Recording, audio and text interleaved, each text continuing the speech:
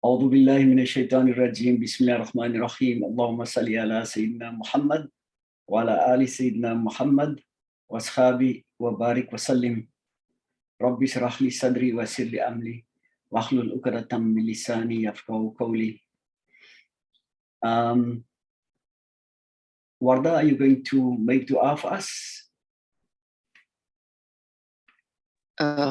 Inshallah. Assalamualaikum warahmatullahi wabarakatuh.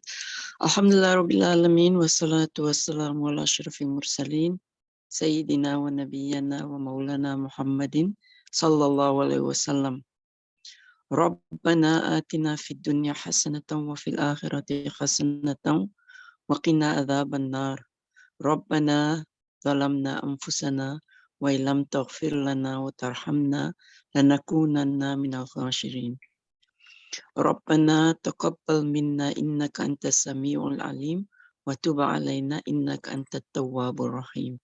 Innallaha wa malaikatahu yusalluna 'alan nabi ya ayyuhalladzina amanu sallu 'alaihi wa sallimu taslima. Allahumma salli ala sayyidina Muhammadin wa ala ali sayyidina Muhammad wa sahbihi barik wa sallim. Subhana rabbika rabbil izzati amma yasifun. Wassalamun alal mursalin walhamdulillahi rabbil alamin. Shukran.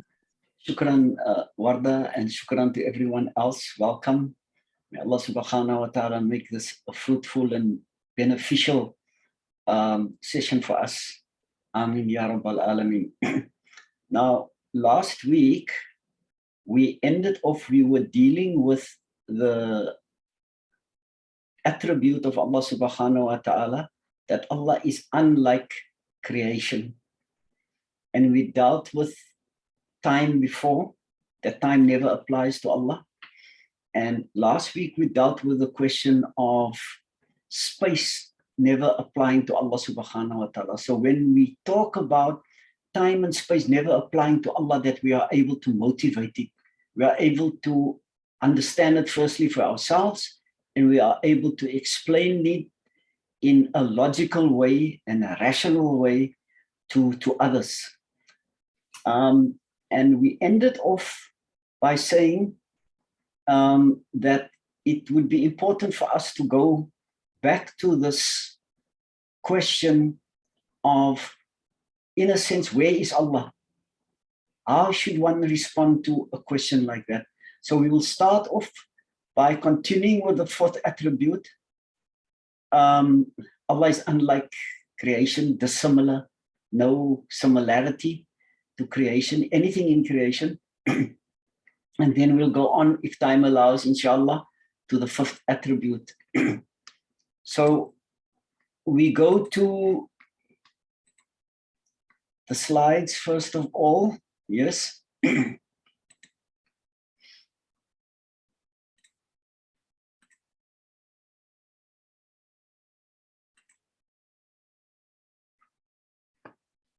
Now the question, to summarize, maybe the kind of uncertainty that arose in people's understanding. If Allah is everywhere and there's no place where Allah is not, do we exist within Allah? And does Allah exist within us? If you go through last week's session on YouTube, you will see where this question actually arose from. I'm not going to repeat that. But that is the question. Now,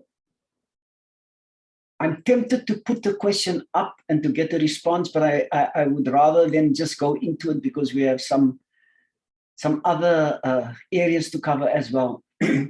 Now, there are people, even some who claim to be Muslims, who believe that Allah is everything. There's only Allah, and whatever exists is in fact one way or the other is in fact Allah. And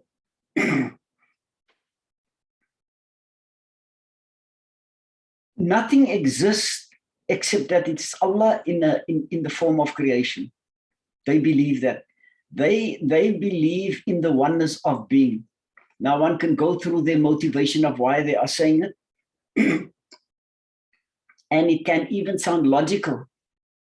I'm not going to go into detail except to say this. They would argue that if Allah is everywhere, then it's important for Allah to be within us as human beings and within creation. Because otherwise, Allah would be weak if Allah is not within us. And where do we exist? There is no other existence but Allah, so we should exist within Allah. These are the people who believe in what is loosely termed oneness of being. There's only one being, and that is Allah, and Allah is everything, and there is nothing else.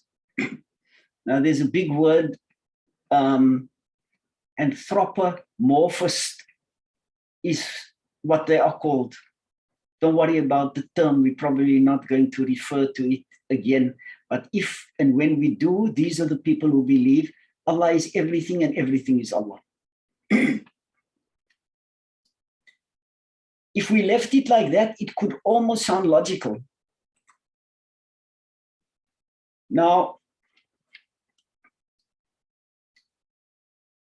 if we look at the question of creation, where do we come from as human beings? We'll just talk about human beings for now, not the entire creation. But when we refer to human beings, we're including also the rest of creation. But because the question is specific, where do we exist? And how do we exist in relation to Allah? Now, we don't come into exist. We didn't exist forever. We didn't exist at the time when there was nothing else. There was a time when only Allah existed and nothing else.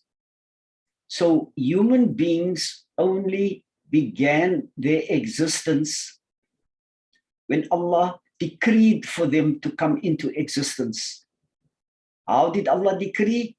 Allah actually decreed through the command kun fayakun. So it was an action of Allah subhanahu wa ta'ala. Allah issued a command. Before the command was issued, human beings didn't exist, or creation for that matter did not exist.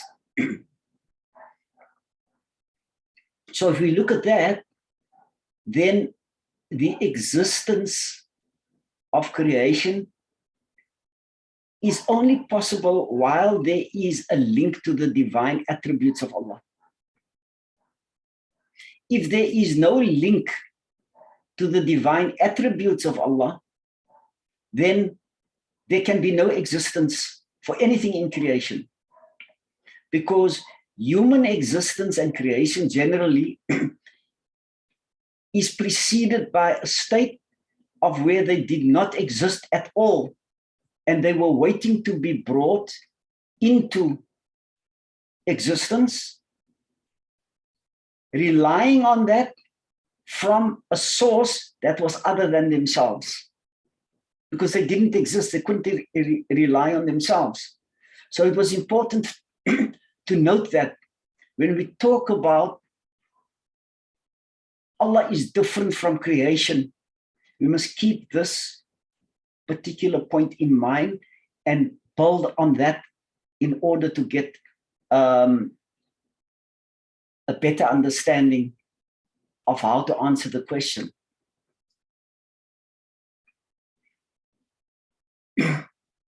Now, when we say the results of Allah's actions, that which results from Allah's actions are creation, or is creation. Creation, when Allah acts, then it results in either an event or an object coming into existence.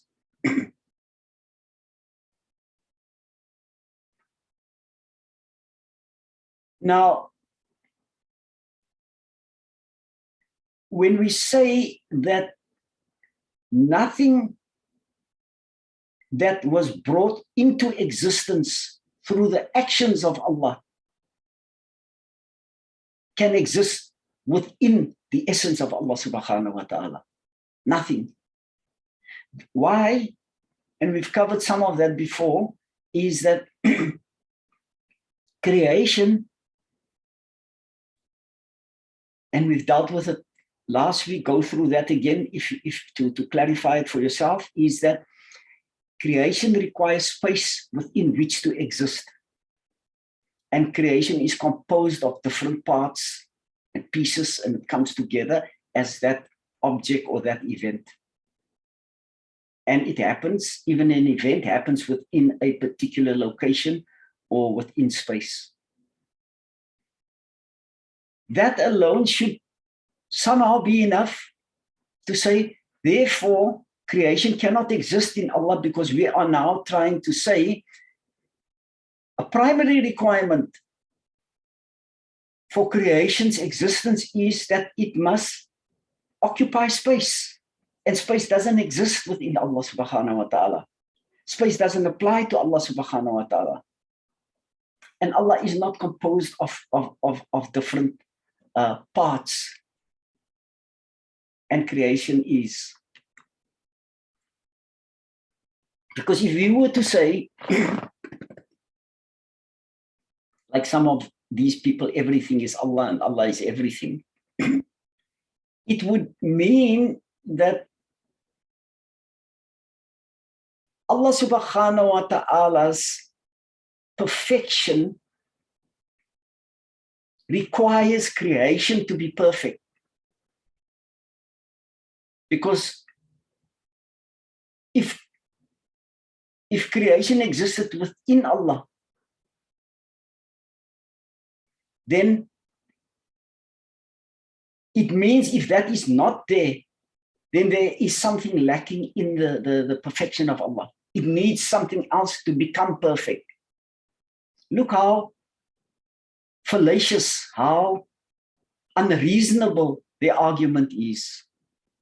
In order to be perfect, creation needs to exist, because then everything that Allah is, what they say is made up of existence, that then gives rise to perfection, but yet it wasn't created yet. So it becomes very complicated, and I didn't want to go into this kind of detail. It's already maybe a bit too much. We will touch on some of this at a later stage again, when we've laid a proper base on some of the sifat.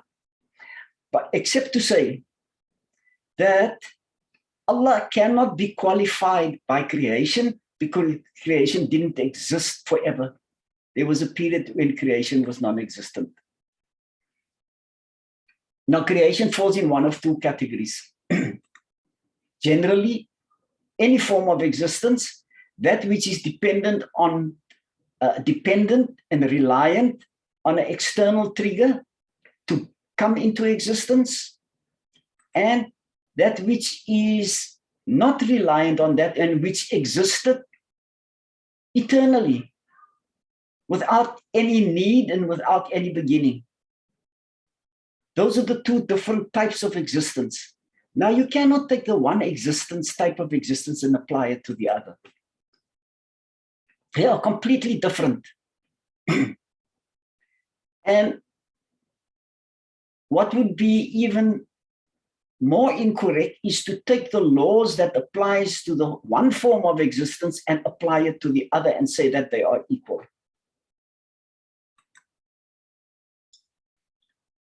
We know that creation requires space, time, and matter. And matter can be broken up into whatever form, liquid, solids, or gases. Everything in creation requires space to exist. It has a boundary, it has a limit, it exists within that space. And that space, time, and matter, or substance, cannot ever be used and be applied to Allah subhanahu wa ta'ala. Because space not only occupies space, an area, it occupies a specific area. It's not boundaryless, if there is a word like this, or boundless, but it also exists within space. So if there isn't space, then the words where and place does not exist. Because where and place is a specific area or location within space.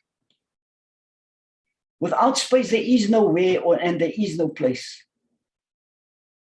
Then maybe just to round this point off is that when we look at space, which was what we were discussing last week, there's a boundary, and we had a graphic on that to illustrate that that's the limit, that's the outer boundary, it's the external boundary of an object, and that everything that's inside that boundary would refer to the inside, and outside is that which falls outside.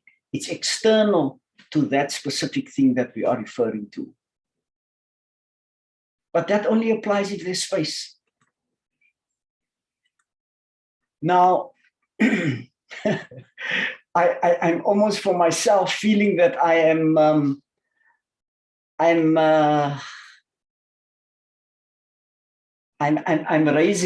raising issues now that that becomes complex. But I see somebody has raised their hand. Let me just see. Kanita, do you want to? You've raised your hand. Do you want to raise a point?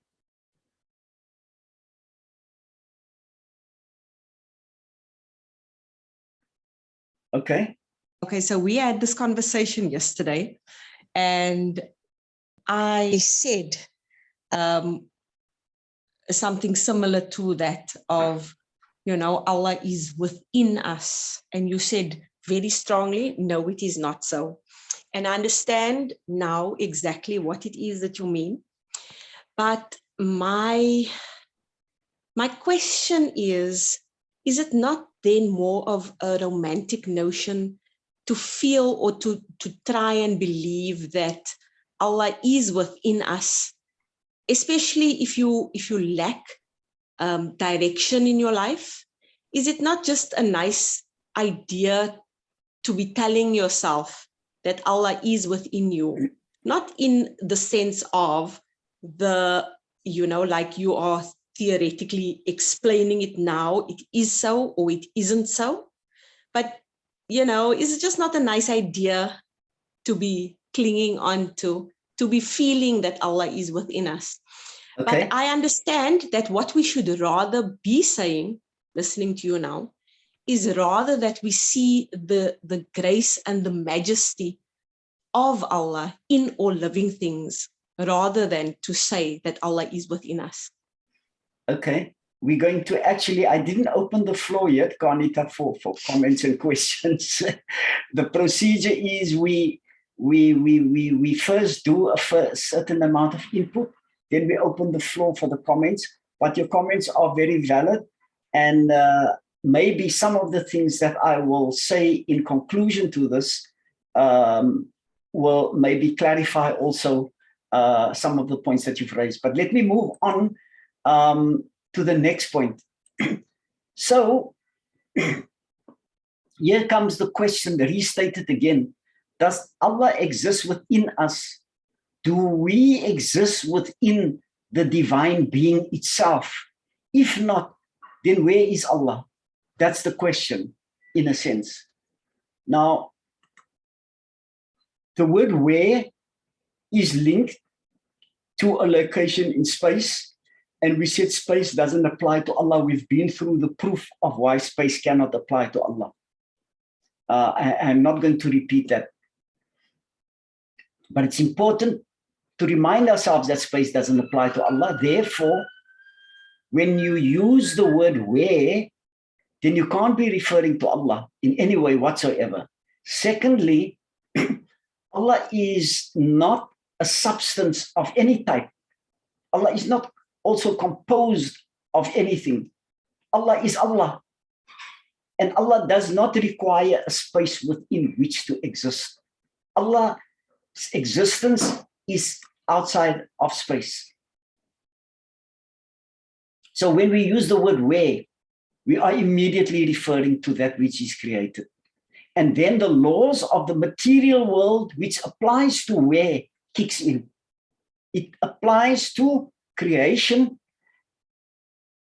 and the word where is then relevant. But we are trying to use the word where, which is relevant to creation, and trying to apply it to Allah, where it is irrelevant or not applicable. Then Allah says in the Quran to guide us, but it might even cause confusion if we don't interpret this correctly. And it took me some time to work through this, to present it in a way where it becomes understandable. You can see the Quranic verse, chapter 50, verse 16, open quote, "We verily created man, and we know what his soul whispereth to him, and we are nearer to him than his jugular vein." Allah says, Allah is nearer to humanity than their jugular veins. This kind of speaks to the question, but how do we understand it? Now it becomes difficult. Now,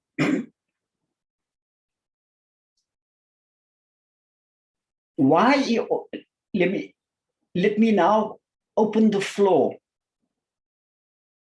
and hear how people would understand that Allah is nearer to a person than that person's jugular vein. How would you understand that if we say Allah does not exist within us? If we take the question about, does Allah exist within us? Do we exist within Allah? Where is Allah? I'm going to open the floor now at this stage just to get a few responses. I'm opening the floor now.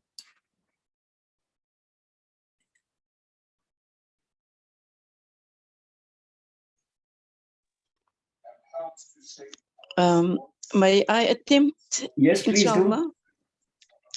do. I think we as created beings, we can only understand in terms of our reality. And our reality is about space and time boundaries. But when Allah says, I am near, Allah doesn't have the quality of being limited to space and time. So Allah isn't within that literal space. But the nearness, Allah is always aware, and Allah is always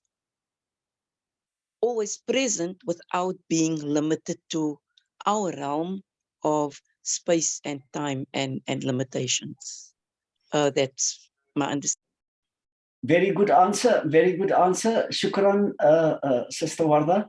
Is there anyone who would like to add to that?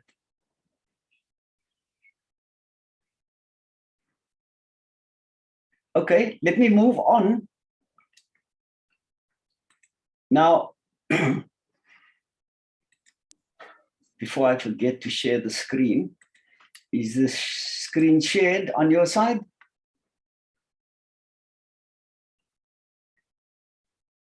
The verse that says Allah is nearer to us than our jugular veins cannot refer to a location in space. If we are talking Allah is nearer to us, near here signifies a location or a place. Near is that which is close to something else, near. And that something else occupies a space. Now, when Allah says nearer than his jugular vein, a person's jugular vein That's you. Your jugular vein, what is closer to you than your jugular vein? If a physical body now, is it your leg or your arm? You are you. Everything that makes up you as a person is you. So when Allah says nearer than, then Allah says to us, forget about the limitations of your physical bodies. I am closer to you. My presence, my divine presence is felt by you, or close to you, closer to you than what you can imagine outside of space. Now, it's not easy to contemplate things that's outside space. How do we do that? It's not easy, especially when we talk about the unseen. And that's why Allah SWT specifically refers to the believers of those who believe in the unseen. It's really difficult, awkward. It's not easy to believe in something that's outside of space or that is unseen. Yet we believe with such conviction. That's why Allah refers to the believers, those who believe in the unseen. Now, is Allah everywhere? Yes. Why must Allah be everywhere? Why can I confidently say, yes, Allah is everywhere? The word everywhere is maybe not appropriate to use. One should say Allah is ever present. There's no place, whether in the unseen world or in the seen, visible, material world, that Allah's presence is absent. But, here comes the big but. Allah is not present in a material form. Allah is present in a way where Allah's presence is felt without Allah having to occupy space. I hope this point is clear, and if it's not clear, maybe we should come back to it again. But the point here is, in summary, Allah subhanahu wa ta'ala is ever present. There's never a time or a place where Allah is not present, but not in a material form. Why not? Why is it that Allah, because material existence is a weak form of existence. It is dependent on being brought into existence. It's waiting on Allah to say, kun fayakun. Be, and then it only becomes. And it has limits. It occupies space. There's a boundary which it cannot exceed. Your own body fills a certain space. It is not bigger than what you are, and you exist within space. All of those are weak forms of existence. And Allah is not weak in any way whatsoever. So material limitations and laws would restrict Allah. That's why we can't use the laws that govern creation and take that and apply it to Allah subhanahu wa ta'ala, who is the one who not only created the laws, but who created everything that we want to compare Allah subhanahu wa ta'ala to.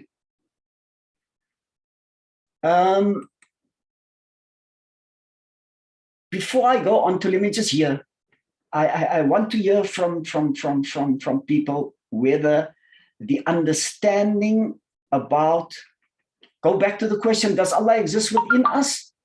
Do we exist within the divine essence of Allah? If not, where is Allah? Answer that now. I'm going to just open the floor quickly. Assalamu alaikum. Wa alaikum salam, Sister Aisha. I want to dwell on that wording ever present. One can be present, but also not there. It's like you're not aware. But I think when they refer to Allah as ever present, it means Allah is aware of everything and connected with everything and knows everything. He's knowledgeable. He's present in every moment. That's, I think, what is meant there. Ever aware. Yeah, but if you say once another word, if you see, you can, to clarify it for yourself, you can put in whatever other words. When we say Allah's presence, you are talking about Allah. You're not talking about anything or anyone. Allah knows.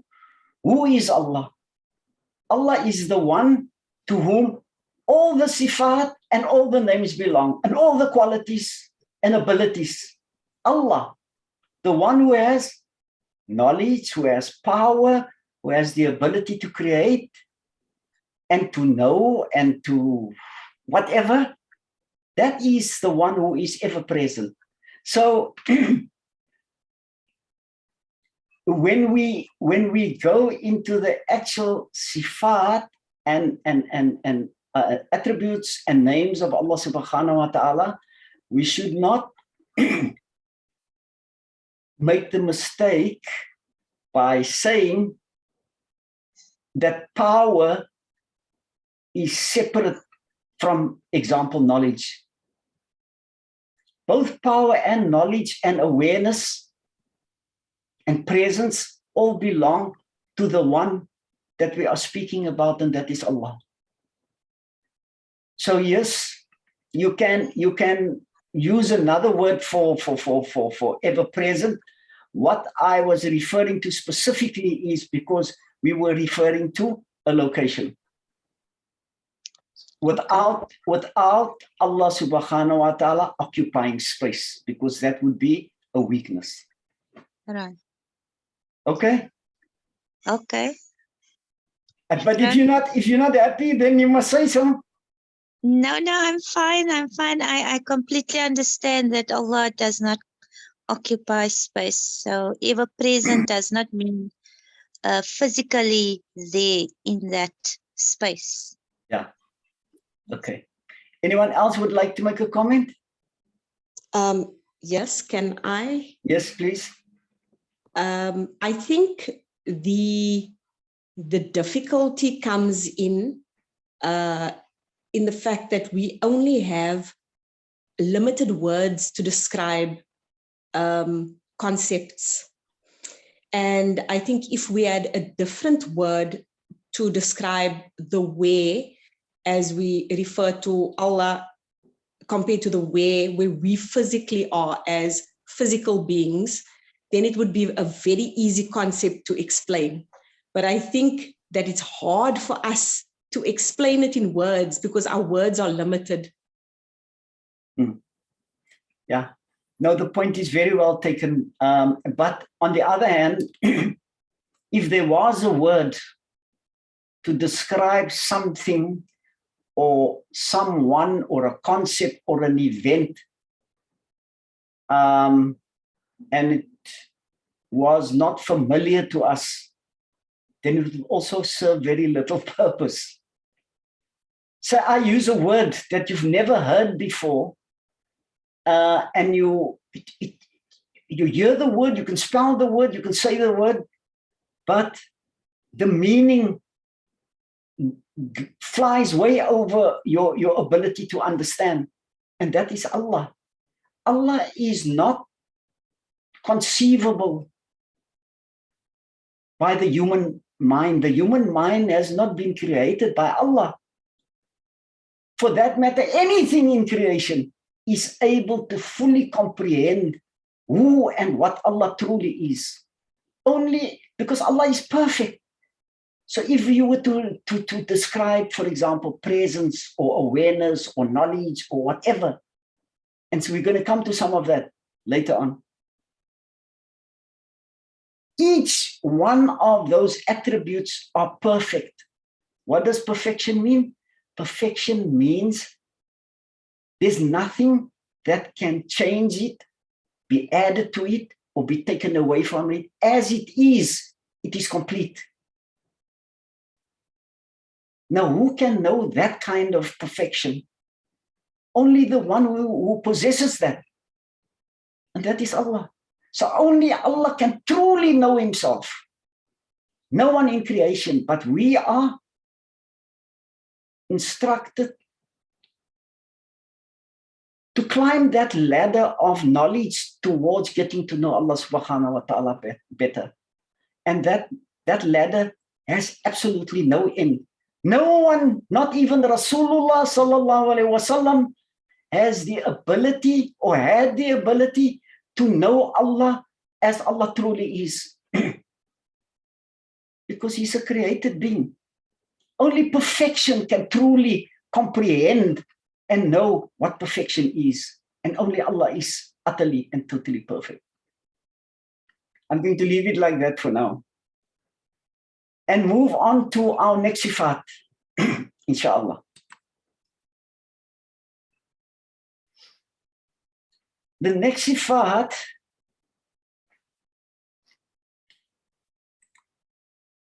did I put up the last part of the slide just for? I did put that up, eh? Okay.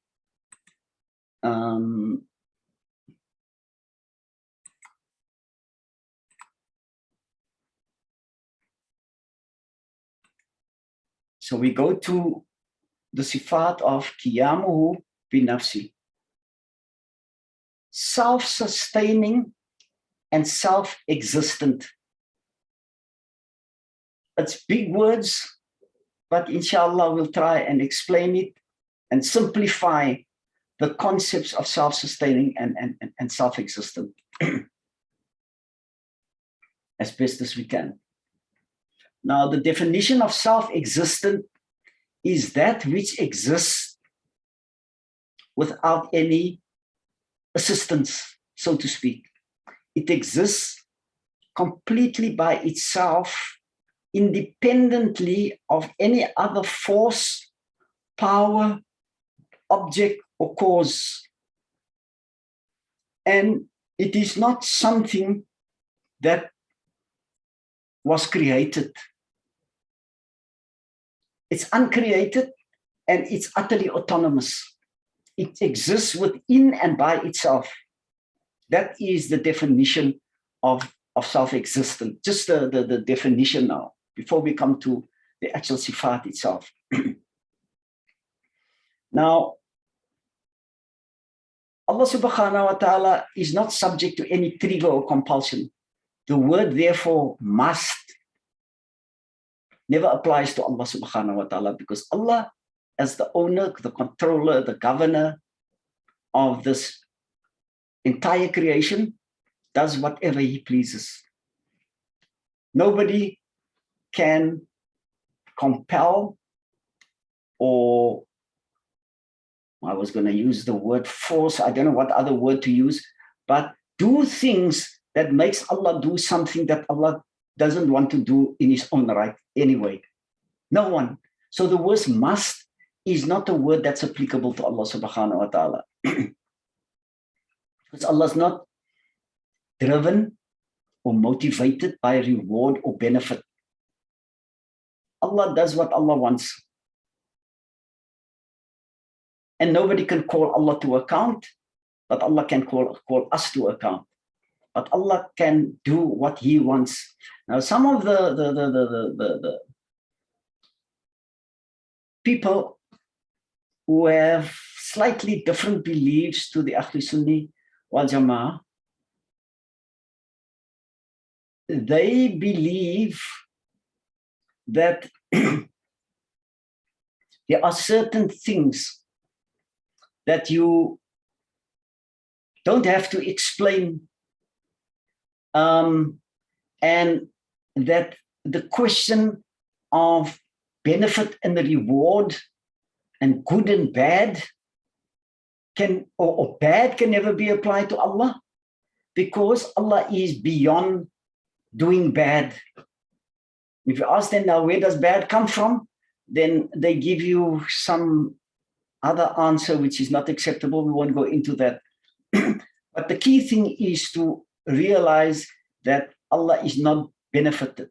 motivated by reward or benefit. Can Allah punish you if you do good? And reward you if you do bad? If Allah wanted to, Allah can do that. Allah's the owner. Allah owns you. Allah makes the laws. But Allah has also got certain sifat. Now, these people who believe differently to us, they say Allah can never punish you for something that is good and cannot reward you for something that is bad. They believe that these laws govern what Allah can and cannot do. Whereas we say Allah is the owner, can do what Allah wants, but Allah has also explained to us what kind of creator He is, that He's fair, He's just, and those things are how we know Allah. So when we look and judge anything that Allah does, we will judge it against what we know of Allah. And therefore, Allah won't be unjust. Whatever Allah does will be good. Whatever Allah does will be fair. But remember, Allah does not have to account for His actions. Because there are times when we see something is bad, that it might be good for us. There are some times when we think it's good, that it might be bad for us. And Allah knows, we don't know. The definition of self-sustaining. It's that which supports and maintains itself. It doesn't depend on anything other than itself, from any other source.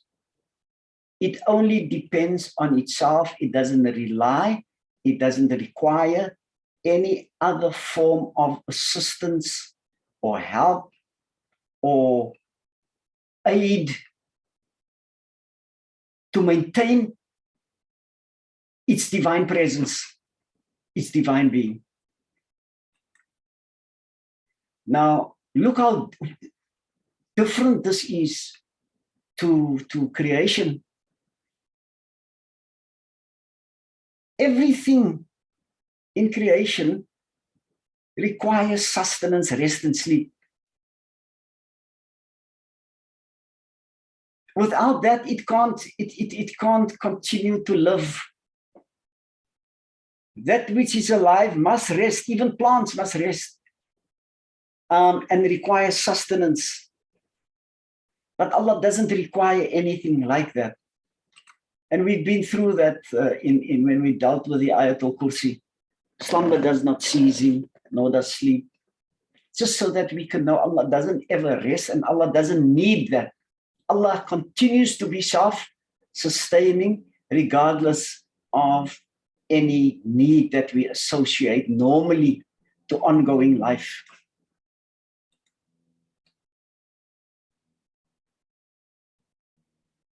Now, I think the topic that I'm going to raise now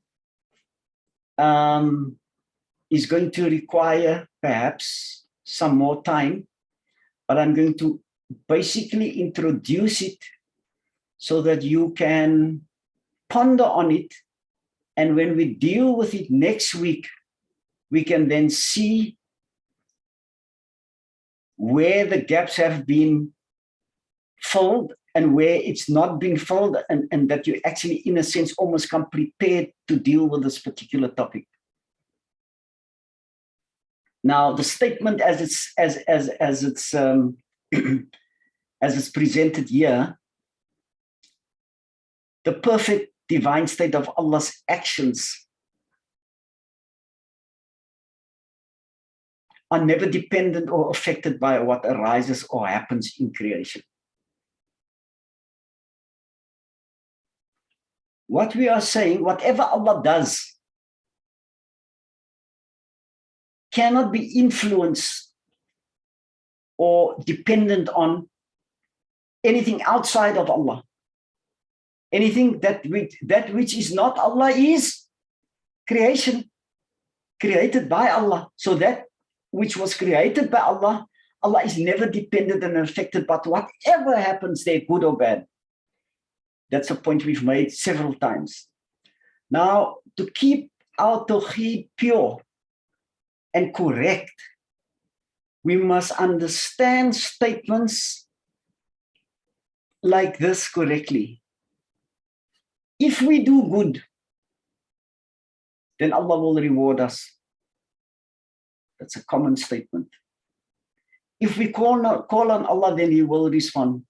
Make dua, ask Allah. If you ask Allah, Allah will respond.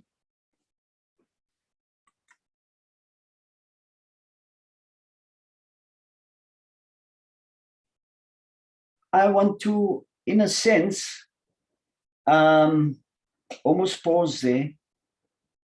How do you understand this? Okay, let me put up the second one. Motives and conditions never apply to Allah. If we do this, then that. And I'm going to be the devil's advocate.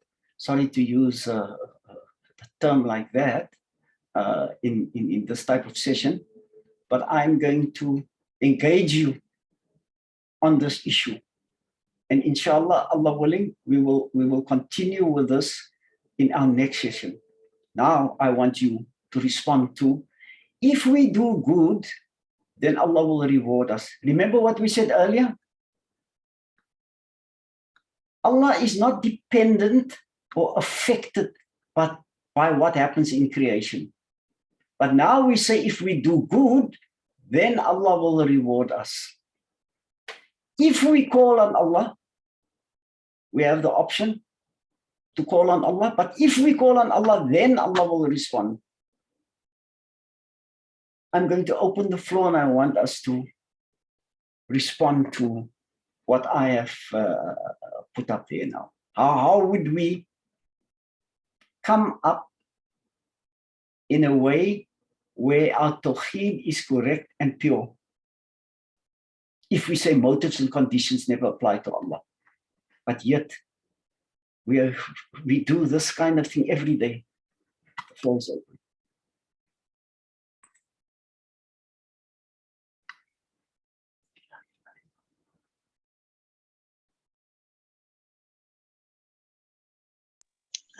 I think this can cause someone to doubt, because say now you make such a dua and nothing happens, then you will be disappointed. You might fall into disbelief or something like that. Yes. Because I know of someone that went to Makkah and he was on Hajj and his wife had cancer and was sick. She was on a deathbed and everyone said that if you make dua there, then Allah will accept your dua, and he asked for her health. And when he came back, she passed on. So this person is still walking around with this. So I would also like to hear what you're going to say so I can maybe help this person. Yes. Okay. That question is more a question of dua, which is a topic on its own, but inshallah, I will try and respond, because we can have a session just on dua. But let's hear what other comments or questions there are before we respond to what Sister Aisha raised. If we do good, then Allah will reward us. Is that correct? And how do we understand it? So if I can try, Yes. to just give my, my understanding. So Allah is under no obligation to do anything. We were put here to worship Allah, and we are told that we should act in certain ways and that we should try and be near and do good for the sake of Allah and those things. So, but there is no obligation for anything. It doesn't apply to Allah. There is no obligation. So we also don't understand why it is that our du'as, for example, are answered or aren't answered. I mean, there are reasons for that. But yes, because we are told about, you know, that Allah is merciful and all these good things and have these, you know, characteristics or traits, attributes.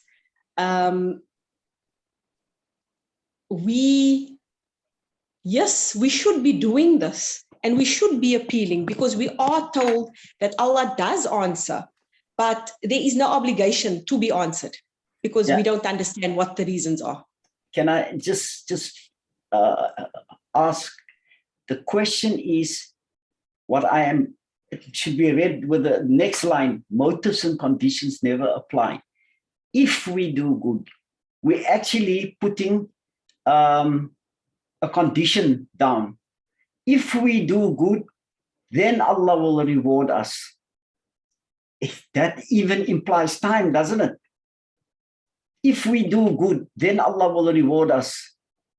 How do we factor in the fact that time never applies to Allah? How does it mean Allah is going to reward us? Because in other places in the Quran, Allah makes it clear, you do this, I will reward you with so much. You do that, I will reward you with so much. So reward is not the thing whether Allah will reward us. That is not the question. The question is, here we are presenting a condition before a response from Allah. That is my question. Okay, so then to try and answer that then, there is no time. Allah knows every single what we are going to do, what we possibly could do, what we decide to do. Allah knows it all. And so Allah also knows already whether we're going to be doing these things or not. So there is no time. There is no time where it applies to Allah. So, yeah. Okay, all right. Is there anyone else? So I think the answer is that no, there are no conditions to Allah. Because of it, Allah knows and Allah decides however He wills. It's not dependent on us. Our decisions will assist us in the akhirah, but not on the action of Allah now. So therefore condition, Allah does not act conditionally. Yeah, that statement is very clear. Motives and conditions never apply to Allah. Allah does what Allah wants and what is fair and what is just. Okay, let me go through a quick response because we've basically run out of time. Just so that you are not left with this thing hanging. Now, the point that I'm making here is that Allah subhanahu wa ta'ala doesn't do or respond when we do something. What I'm trying to say, Allah doesn't have to wait on something to happen in creation before Allah responds. That would mean Allah is waiting on that event, and waiting is a sign of need, dependence, reliance, and Allah is above that. We agree. So, yet, we know that if we do good, Allah will reward us. We know that because Allah has promised us that. So time doesn't apply, but what we are not factoring in is that if time doesn't apply, you haven't asked yet, you haven't done the good deed yet, time doesn't apply to Allah.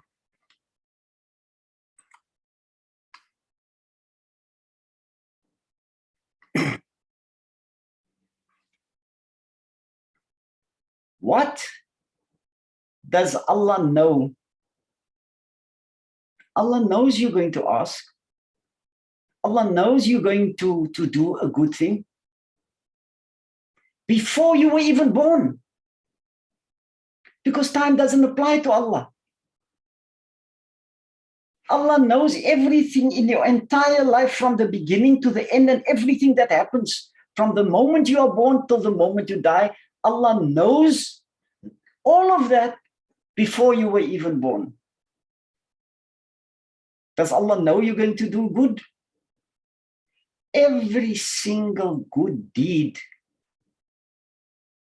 Allah has quantified, measured, and rewarded that deed before you even committed the deed. Because Allah knows all the possibilities of good, a little bit of good, not so good, very good, all of that. And Allah has given a certain measure to each one of those. That's the reward if they do it like this, if they do it like that, and that has been predetermined. So the reward has already been given before you even do the good. But you are not born yet. Allah doesn't have to wait, because Allah's knowledge knows what is going to happen. So what you will ask in form of dua or good deeds that you will do, it is known by Allah, and Allah has already rewarded that. So here you do the good. Does Allah have to wait till you do the good? No, Allah has already established what is the benefit and the reward of that good deed. You have unlocked the reward by doing the good deed, which was already, the reward of that good deed has already been established before. So there's no waiting on Allah's side or a condition that applies. Every single possibility where we have choice as people, Allah has already predetermined the response to that, whether it's good or bad. So if we do something bad, the same would apply. Every bad deed has been measured, and the punishment for that has already been calculated and waiting. If you do that and you choose to do that, then that applies.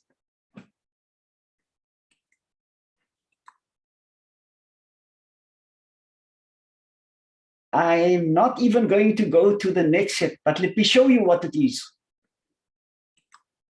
And we'll deal with this next week, inshallah. Allah is pleased. Allah is pleased if we strengthen family ties.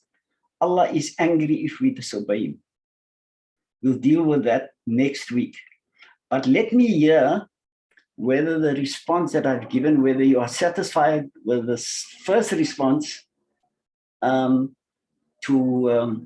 if we do good and so on, and whether my explanation has satisfied you. Because if it's not, then we won't even go on to the next area until we understand this correctly. Because if we don't, our Tawhid is a bit shaky.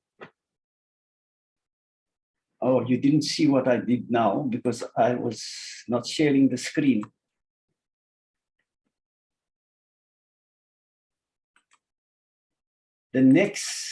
This is the question that I will be putting up, and we will be starting next week. Allah is pleased if we strengthen family ties. Allah is angry if we disobey Him. How should we understand that? Does this not also sound like an if and a then? Screen, can Allah? Is it not? New share. Okay.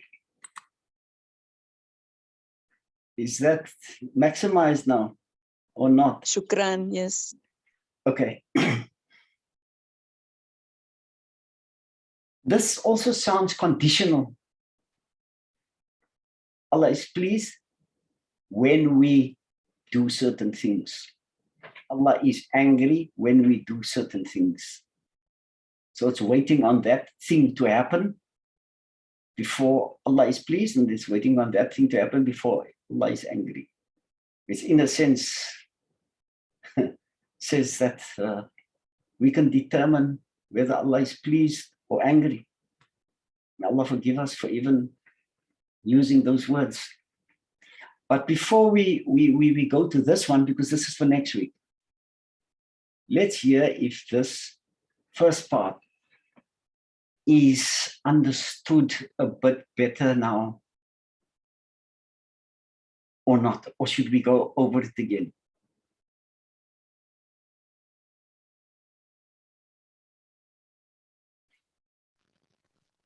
I think it means when you use the word if, then it means Allah is reliant on time for something to happen, for him to be pleased, for him to be displeased. So we shouldn't use the word if. I'm correct. Yeah, when we talk about Allah,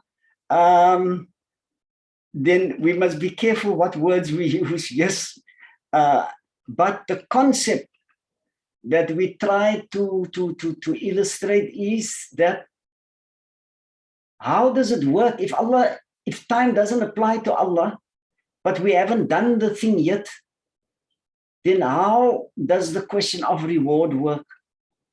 We haven't done the thing yet, and Allah doesn't have to wait for us to do it, yet the reward is there. Did I explain it sufficiently?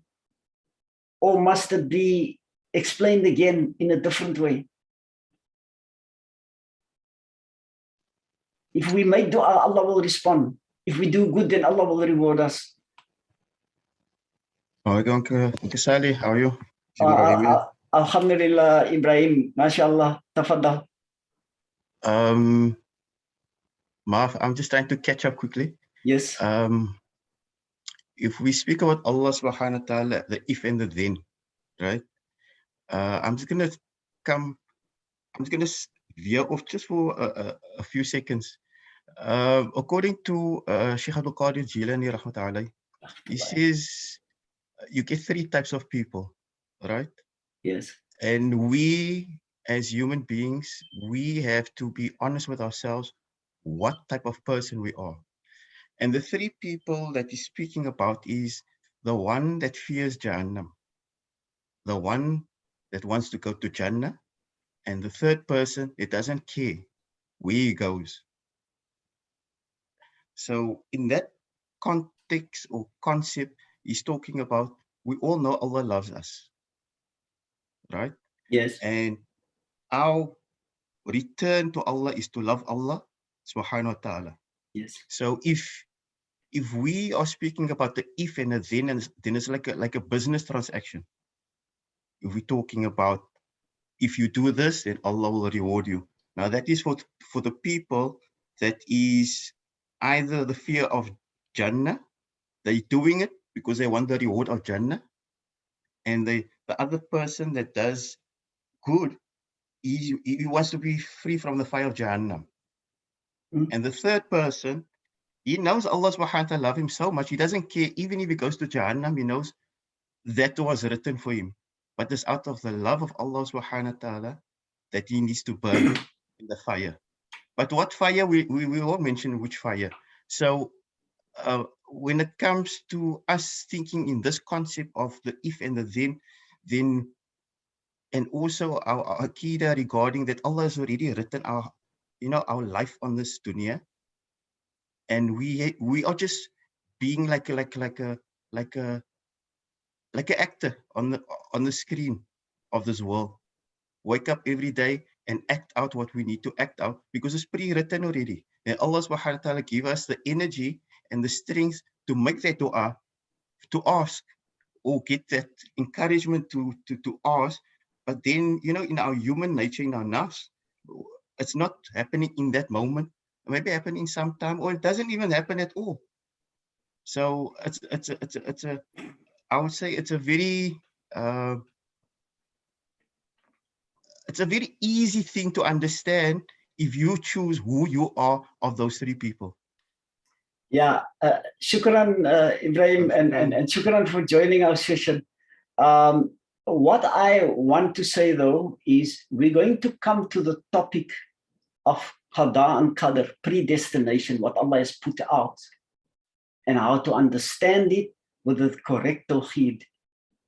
But what we are doing now is the actual sifat of Allah subhanahu wa ta'ala, because if we know Allah better, then we know whatever will follow afterwards will be understood correctly.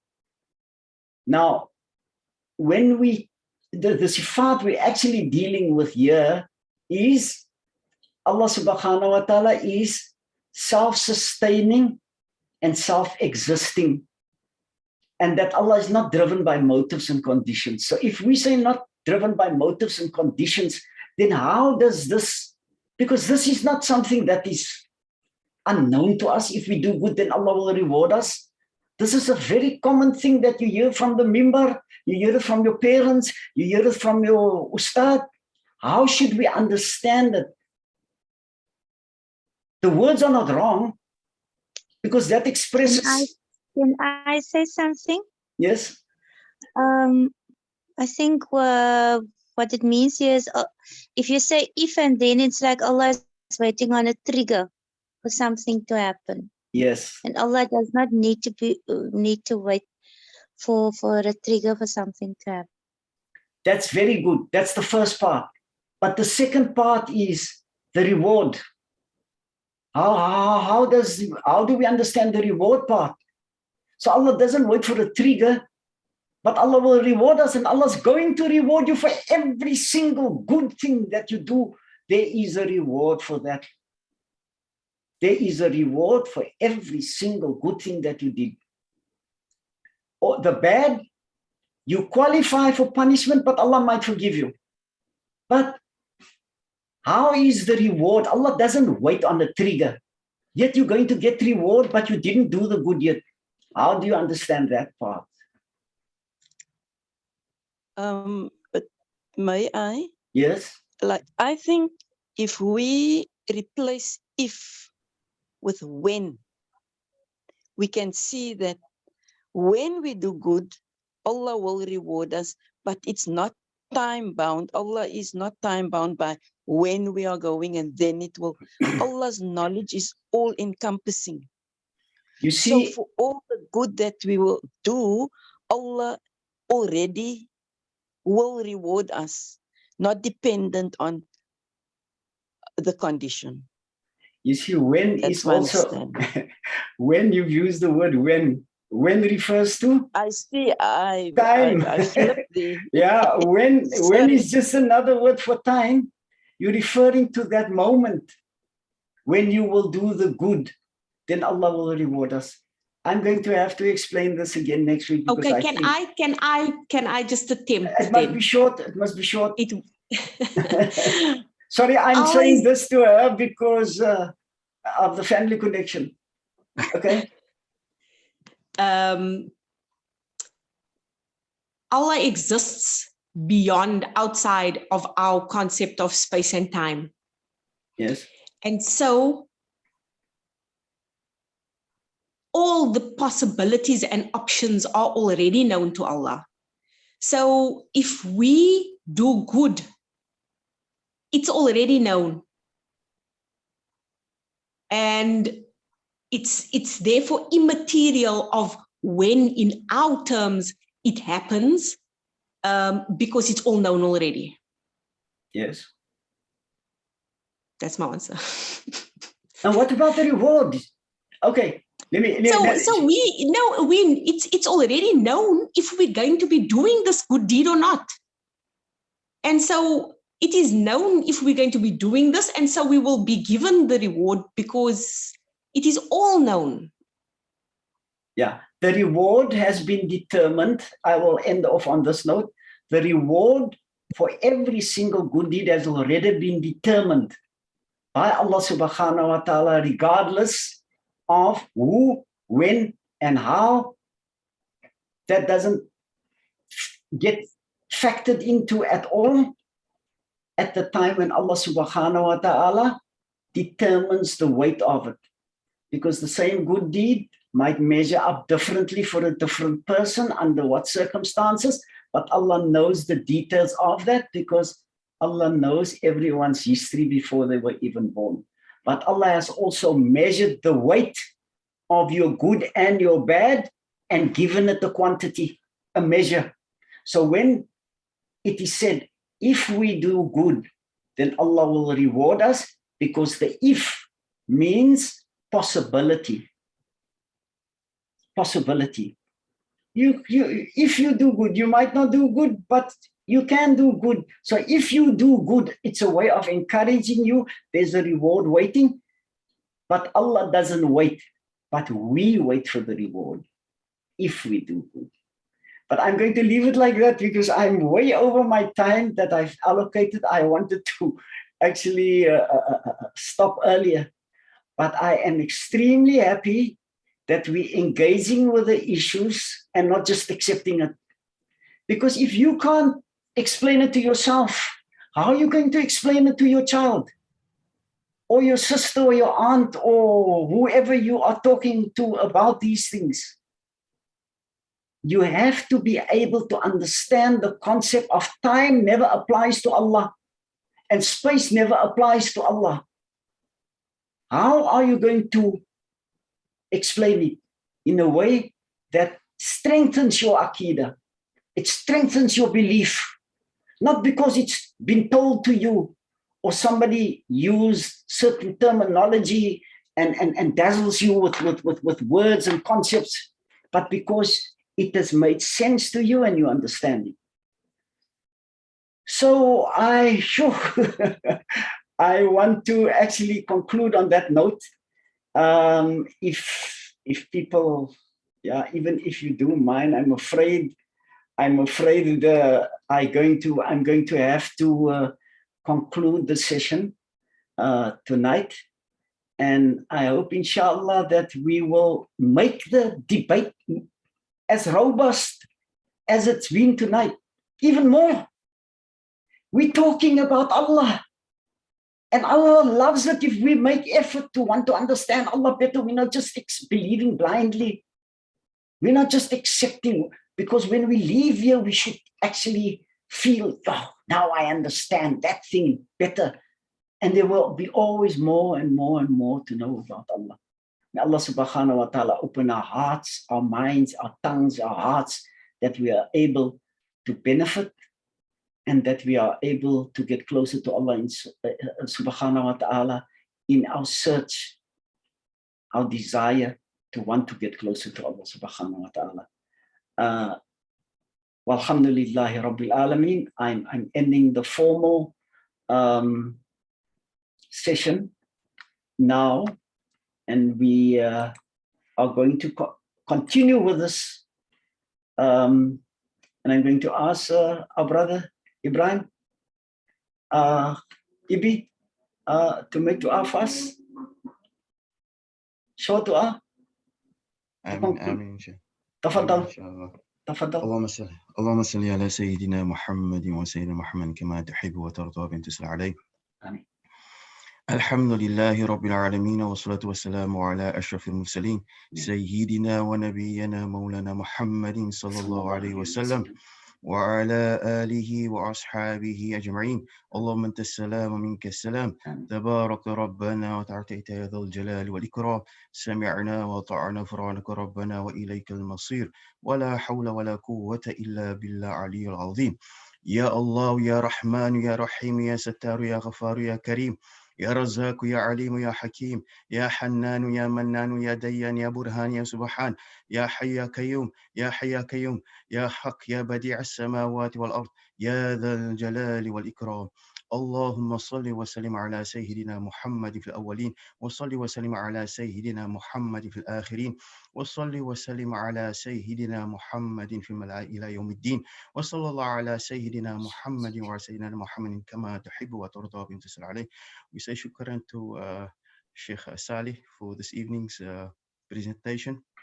Was Allah subhanahu wa ta'ala to increase our iman and our taqwa and the understanding of Allah subhanahu wa ta'ala, to increase us and open our hearts and our minds to this amazing being that created us, Allah subhanahu wa ta'ala. Alhamdulillah. We ask Allah subhanahu wa ta'ala always pick the best for us, deen, dunya and akhirah, so we can earn his pleasure, inshallah ta'ala. Alhamdulillah, shukran Ibrahim.